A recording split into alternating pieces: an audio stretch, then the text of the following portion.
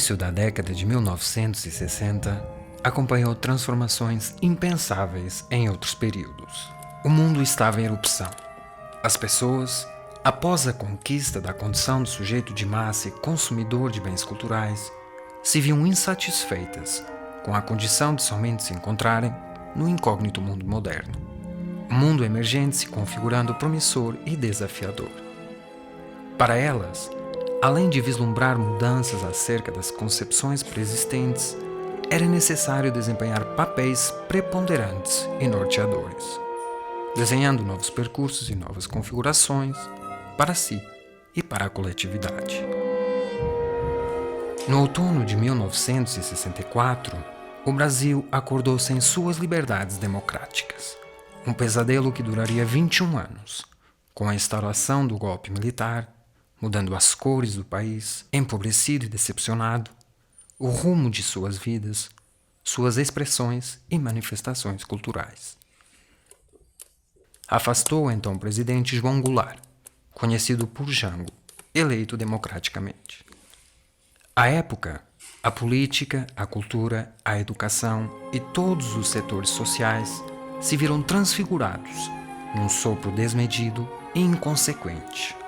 No entanto, mesmo considerando essa urgência daqueles, pelo viés da arte, apresentaremos a literatura e o cinema concebidos entre os anos de 1950 e 1984. E deste ao ano de 2021, representando as manifestações que são a síntese cultural de um povo. A segunda metade do século XX e o prenúncio do século XXI trouxeram luzes para as manifestações culturais, no mundo, no Brasil e em Goiás. No que se refere à estética e ao conteúdo, revelando uma tendência cultural genuína e capaz de promover transformações no sistema social de onde emana. Literatura e cinema, palavra e imagem em movimento contínuo, geradoras de novas linguagens, configurações e experimentações, retas diminuindo distâncias entre dois pontos, intensos e profícuos.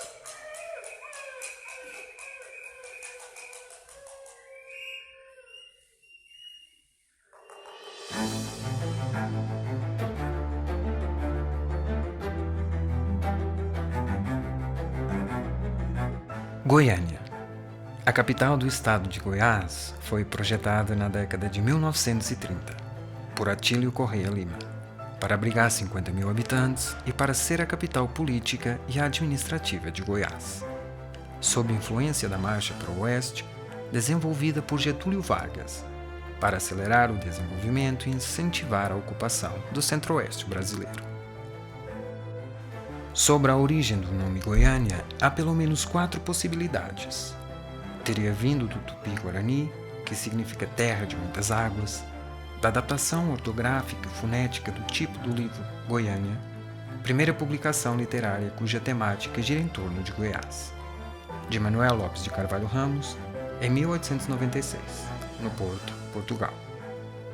A versão de que o nome foi escolhido como uma forma de invocação à pedra goiana, e de que pode ter se originado do nome de um grupo indígena local, Guiá, que significa gente da mesma origem. No século XXI, a cidade de Goiânia tem sido a fonte da cultura e das manifestações culturais. Cidade em movimento, casulo e borboleta, preparados para movimentos e voos imensuráveis.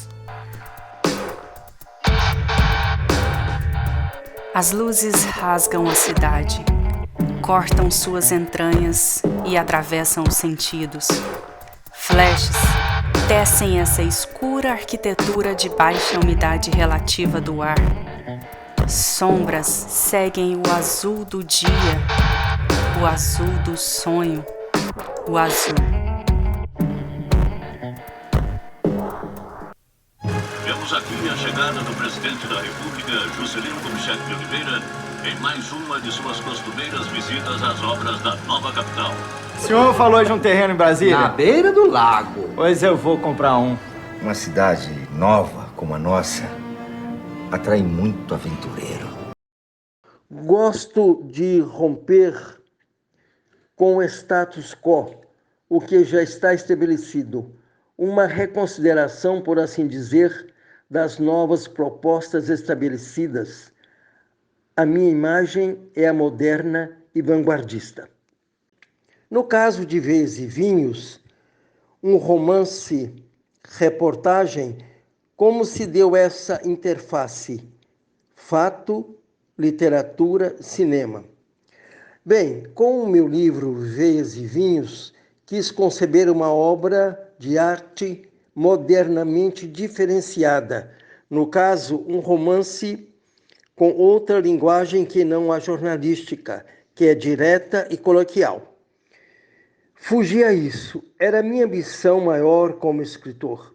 Foi possível incluir então as técnicas de cinema, teatro, monólogo interior, planos de linguagem e poesia. Com essa nova, na época, tessitura, o livro atraiu a atenção do diretor João Batista de Andrade, que, impressionado com a leitura que fez do Veias e Vinhos, procurou-me com a intenção de transformar o livro em um filme. Concordei.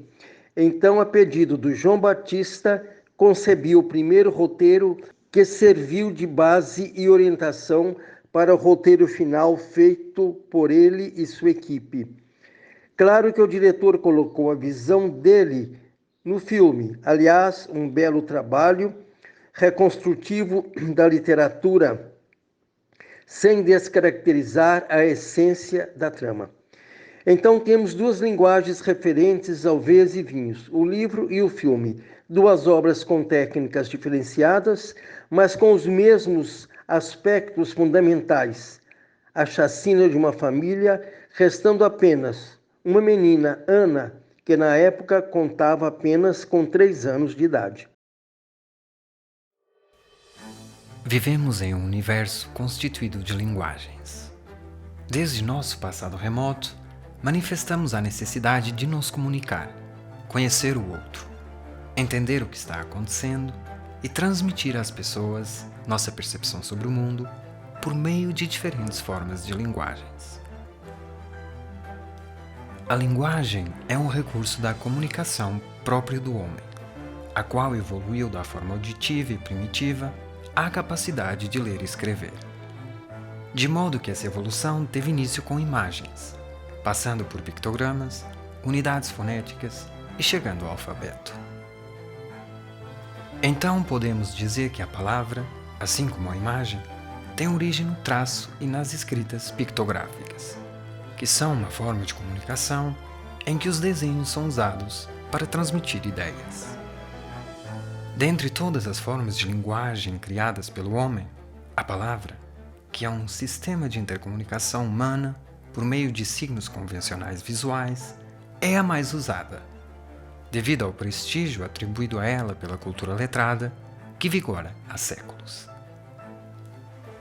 No Tronco, eu gostei muito do romance, li lá no começo dos anos 60 e em 67 eu encontrei o Bernardo em Goiânia e ele segurou o livro para mim, sem contraste, sem nada, até que eu pudesse filmar muitos anos depois, 20 anos depois, 22 anos depois. É um livro que mexe com a história goiana, certamente uma história humana, de como os conflitos se dão na humanidade. Eu pensei então que era um raro épico e Goiás, por toda a sua história, eu achei que precisava de um épico para que a gente visse como o Estado foi feito, como se dividiu, como é que eram as lutas políticas e as tragédias políticas também, como está retratado no Tronco, com personagens belíssimos, com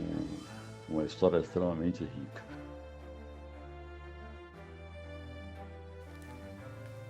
A imagem encontra-se inserida na palavra, de forma que as palavras são a composição das imagens, ou seja, são fontes de imagens.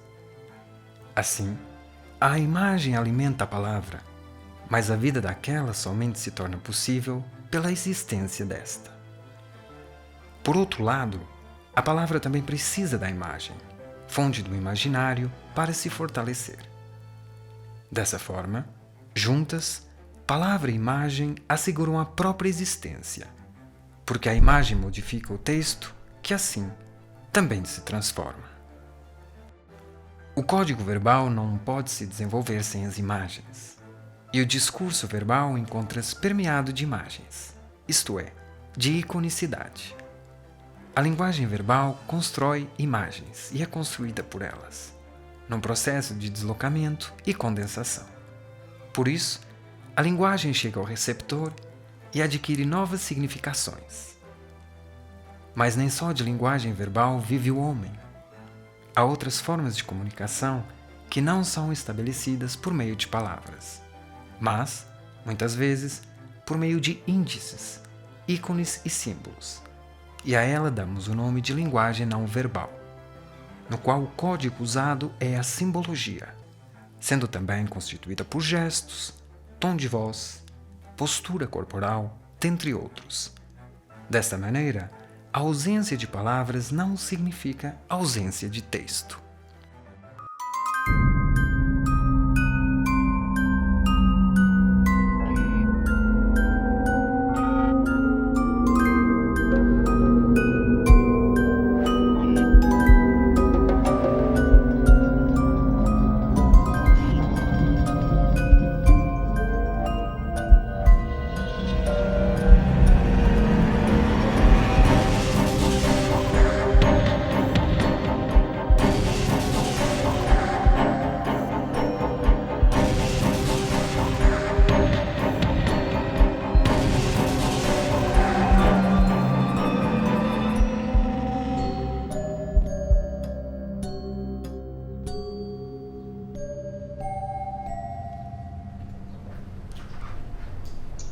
Essa questão da linguagem verbal, né, em um filme, desde que o cinema narrativo clássico, principalmente, né, se concentrou na fala, né, a partir de 1927, com a chegada da sincronia som e imagem, essa linguagem cinematográfica passou por várias modificações, né, e também adaptações a partir da fala dos atores. Nesse processo de concepção de um filme, por exemplo, se você vai seguir uma estrutura narrativa clássica, você vai buscar pela fala, né, pelas narrações, para que você construa de acordo com a narrativa clássica, a sua história e tudo mais. Como a linguagem do cinema se desenvolveu, né, a partir de 1927, esse uso do som, né, se desenvolveu também, existe hoje essas infinitas possibilidades, né, assim, de você trabalhar diretamente com fala o tempo todo, ou deixar com que a imagem, né, no cinema você trabalha não só com palavras, né, mas também com essa coisa da linguagem verbal, mas você também trabalha com a construção da imagem, né, a direção de arte, a direção de fotografia contribuem muito nessa questão de contar uma história, tá? Eu acho que isso é fundamental. Quero estar lá dentro. Quero ver o mundo deles. O que sentem. O que fazem. Na verdade, o que eu quis mostrar era uma grande verdade, a par de tantas mentiras constantes dos 8 volumes do processo que li. Mostrar as injustiças cometidas com essa família, as diferenças da vida e até onde pode chegar o ser humano com suas maldades. Para viver os personagens no filme, o João Batista de Andrade convidou vários atores e atrizes com alta experiência em cinema e teatro, como Eva Vilma, Simone Spoladori. O filme foi rodado em estúdio em São Paulo e eu estive lá nas filmagens das cenas por mais de 15 dias ao lado do João Batista de Andrade e sua equipe, inclusive dando respostas às perguntas formuladas pelo diretor.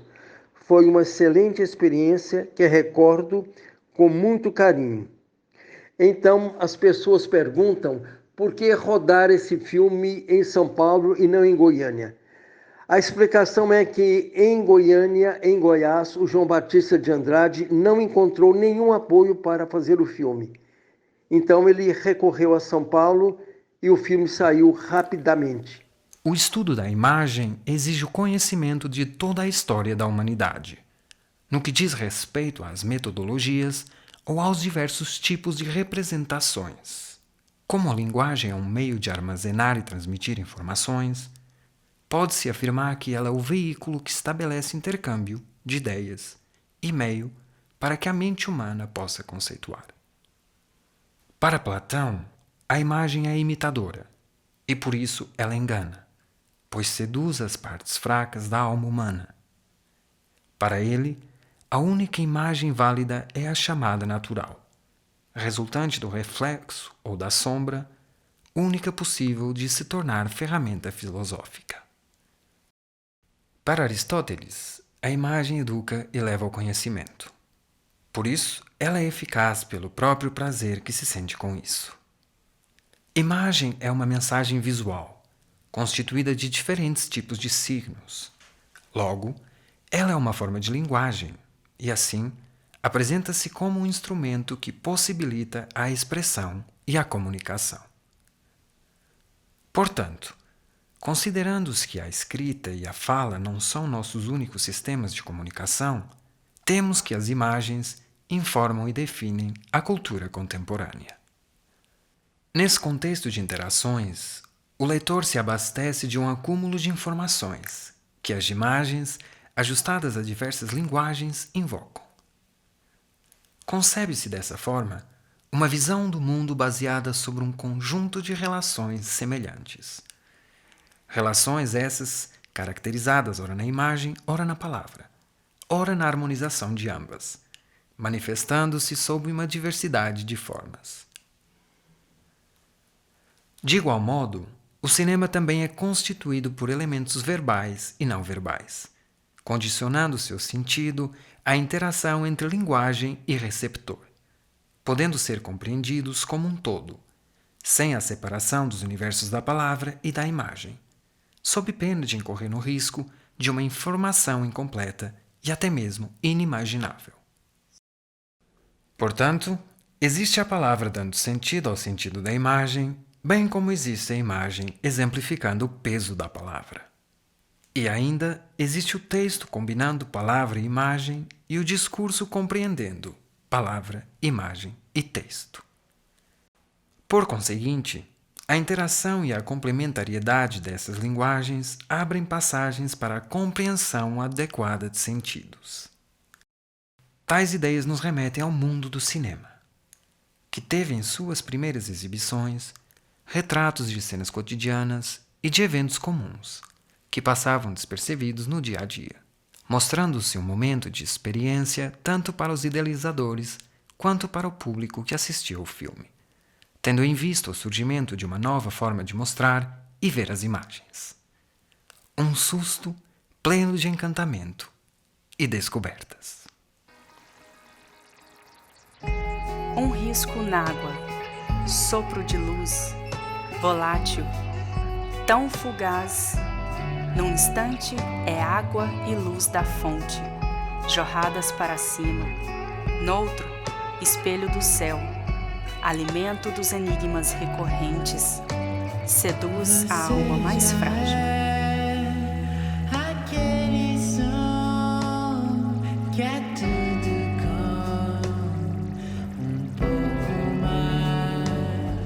Bom, há uma relação muito grande entre a arte literária e a arte do cinema. E nós vemos que muitos livros já foram para a tela. Olha, nós lembramos de Macunaíma, né? Macunaíma de Mário de Andrade, Vidas Secas de Graciliano Ramos, A Hora da Estrela de Clarice Lispector, Veias e Vinhos do escritor goiano Miguel Jorge. Então há uma relação boa, procurada pelo cineasta querendo levar para ser do conhecimento de um público diferente, né, que é o que vai ao cinema, escolhendo aí livros que ele julga importante. Cada personagem havia uma linguagem, uma técnica própria da narrativa. E Joana, ela tinha a sua maneira de se expressar. Ela falava nos diálogos. O terapeuta configurava-se como, né, um psicanalista e tal, possuía a sua vertente linguística. O indefinido, ele não manteve diálogo com ninguém, ele simplesmente contava. Então, tinha a sua maneira própria de se expressar, bem como a mãe de Joana, que era aquela mulher mais simples, com suas características de linguagem. Toda a produção artística está integrada ao tempo, à cultura, às histórias e tradições. E por isso, a obra artística pode ser considerada uma produção que expressa uma época e uma cultura, caracterizando-a como sendo ou não literária. Como qualquer arte, a literatura não tem o poder de modificar a realidade, mas apenas registrá-la de forma a provocar reflexões sobre a nossa própria identidade, respondendo a algumas de nossas inquietações através de construções simbólicas. A literatura sempre esteve presente em todas as civilizações, desde as mais antigas sociedades humanas rudimentarmente organizadas até no cotidiano das grandes cidades contemporâneas. A definição mais antiga de literatura, normalmente utilizada pelos teóricos, é aquela construída por Aristóteles, segundo a qual a literatura é uma imitação ou representação da realidade mediante as palavras.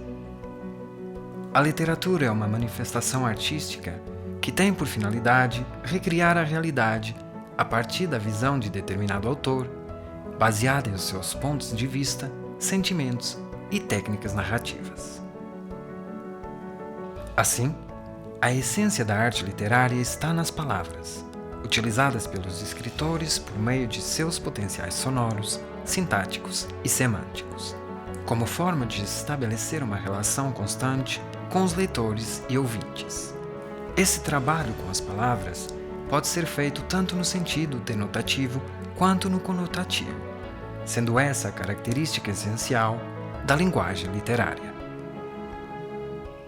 Trazendo a literatura para o panorama do estado de Goiás, tem-se que, praticamente um século após o descobrimento das minas auríferas, no século XVIII, na região onde os bandeirantes paulistas construíram Vila Boa, quase nada foi escrito sobre as paragens de Goiás, a não ser depoimentos de viajantes que andaram pela província, os quais deixaram relatos importantes. Em 1917, Hugo de Carvalho Ramos publica Tropas e Boiadas, com contos e crônicas, obra que contribuiu para os fundamentos do regionalismo, principalmente de Bernardo Ellis e de Guimarães Rosa. O modernismo chega a Goiás com o livro Ontem, de Léo Lince. Depois vieram João Ascioli, José J. Veiga, Afonso Félix de Souza, Domingos Félix de Souza, Aida de Souza, José Godoy Garcia, Bernardo Ellis, José Décio Filho e Cora Coralina.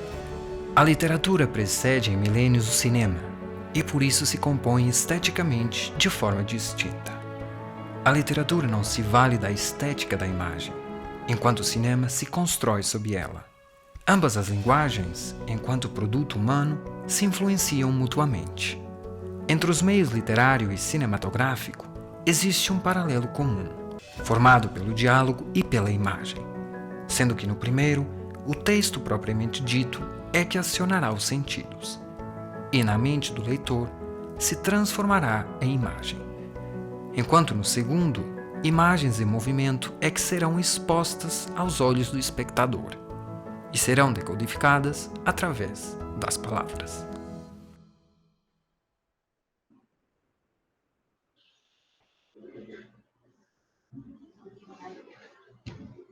essa...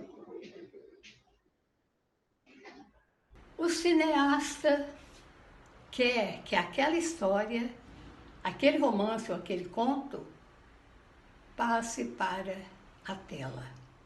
E ele, então, vai usar todo esse trabalho do escritor.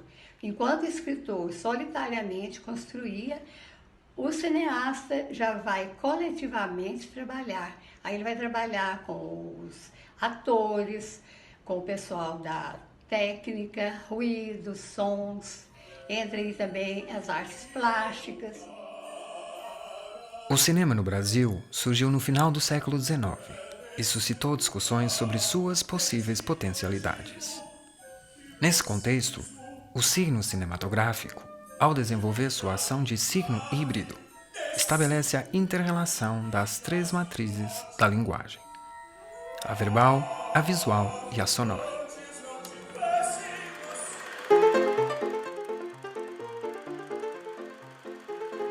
O cinema e a literatura se relacionam desde que o cinema percebeu que tinha capacidade de contar histórias. O cinema ajudou a literatura em sua experimentação estética, uma vez que, quando o cinema se afirmou como grande meio de contar histórias, tirou essa obrigação da literatura. Todavia, o romance, o roteiro e o filme apresentam linguagens e técnicas muito diferentes, pois tudo que é apresentado na tela, personagens, lugares, épocas e fatos, parece-nos real. Alguns críticos afirmam que a intenção do autor, ao escrever o livro, não deve ser mantida pelo diretor em seu filme, por serem o livro e o filme obras de arte diferentes, criadas por artistas diferentes, com visões de mundo, cultura e tempo igualmente diferentes. No romance, normalmente há diferenças nas estruturas narrativas das duas obras, o que pode resultar em grandes variações. Nessa interface, cada vez mais um empresta do outro constitutivos, seja do enredo ou do estilo. Nessa perspectiva, quando ocorre uma conexão entre os dois discursos, tem-se desta forma um outro texto. O roteiro é uma obra que essencialmente conta histórias. Trata-se de uma obra criada para servir de guia para a produção do filme, cuja função é contar a história por meio de imagens, diálogos e descrições. Essa história apresenta uma estrutura básica, para que todos os elementos da narrativa, tais como o enredo, lugar e personagem, se sustentem.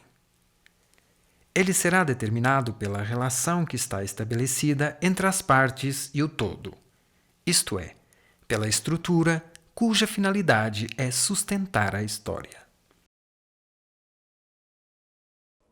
O homem sonha, cria. O ato criador lhe dá a possibilidade de ser, estar no outro, além. Criando, o homem transcende. Metafísica do cosmos, metáfora de Deus.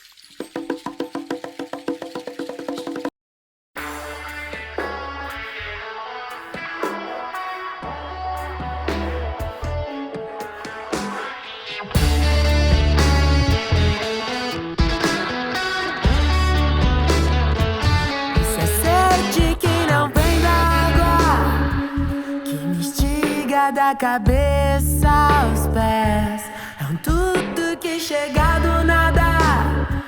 Trem de doido, só sabe quem é. Isso é sede que não vem da água, investiga da cabeça aos pés, é um tudo que chega do nada. Trem de doido, só sabe quem é.